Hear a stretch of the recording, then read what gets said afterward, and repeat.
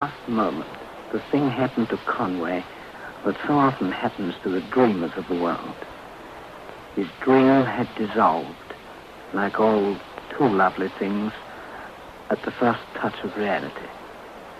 I think he realized, too, that his mind dwelt in a world of its own Shangri-La, and that with their going, Mallinson and Lode Sen, that world was in peril. He saw the corridors of his imagination twist and strain under the impact. The pavilions were toppling, and all about was ruin. Good heavens, man, you talk as though... You don't mean you really believe this story, do you? I wouldn't believe it, except for one very small fact. And that is? 2 weeks ago, I went back to the hospital at Jungyang and looked up the young Chinese doctor who'd had charge of Conway's case. He remembered him perfectly. The Englishman who'd lost his memory. Was it true he'd been brought to the mission hospital by a woman, I asked. Oh, yes, certainly by a woman. A Chinese woman. She said something about a companion, a young Englishman who'd died on the way. Did he remember anything about her? Nothing, he answered, except that she'd been ill of fever herself and had died almost immediately. Then I asked him one final question. I dare say you can guess what it was. About that Chinese woman, I said. Was she young? Yes, and what did he say? He looked at me solemnly for a moment, and then he answered, "Oh, no. She was most old. Most old of anyone I have ever seen." The last you heard of Conway was 3 months ago from Bangkok, eh? Yes. And he was going northwest. Could many places lie northwest of Bangkok?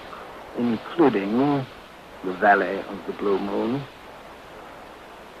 Do you think you'll ever find it again?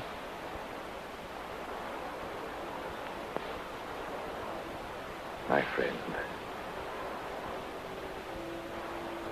it is not an arduous task that I bequeath, for our order knows only silken bonds.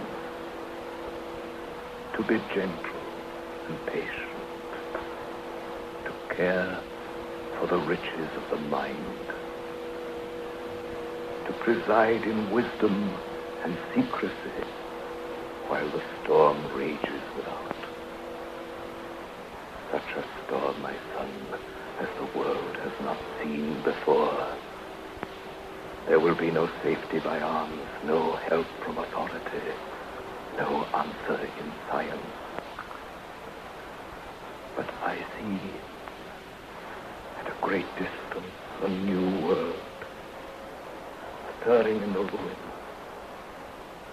seeking its lost and legendary treasure. And they will all be here, my son, preserved as by a miracle, hidden behind the mountains in the Valley of the Blue Moon.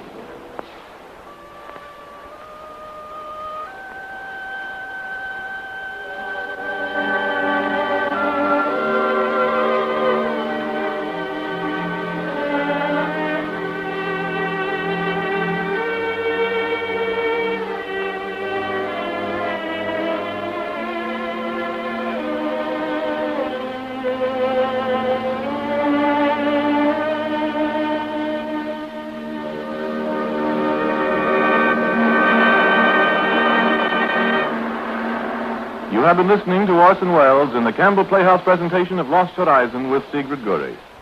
Here by my side, ladies and gentlemen, is a lady whom you've already admired in many continents of the world. In Asia, in Marco Polo, in Africa, in Algiers, and more recently in South America, in the picture Rio.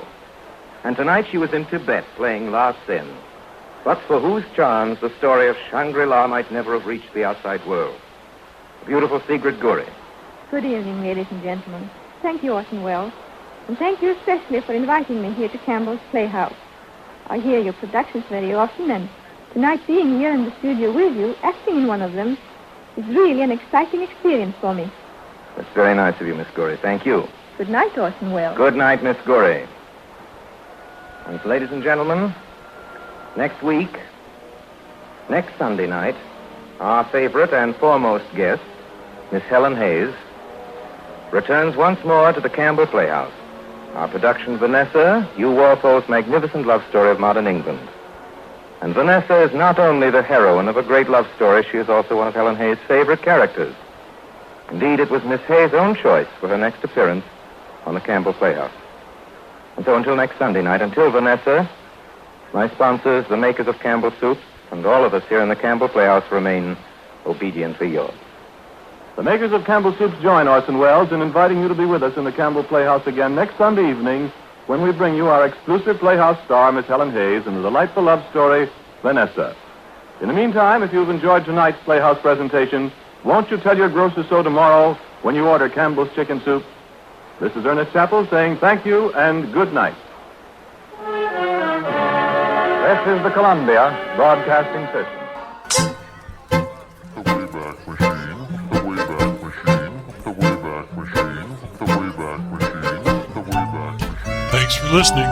Stay tuned. It's a madhouse! A madhouse! If you like what you heard, please click the like button and share with your friends. This is Gulf Island Radio. Candle dipping, weaving, and crude methods of manufacturing necessities are things of the past.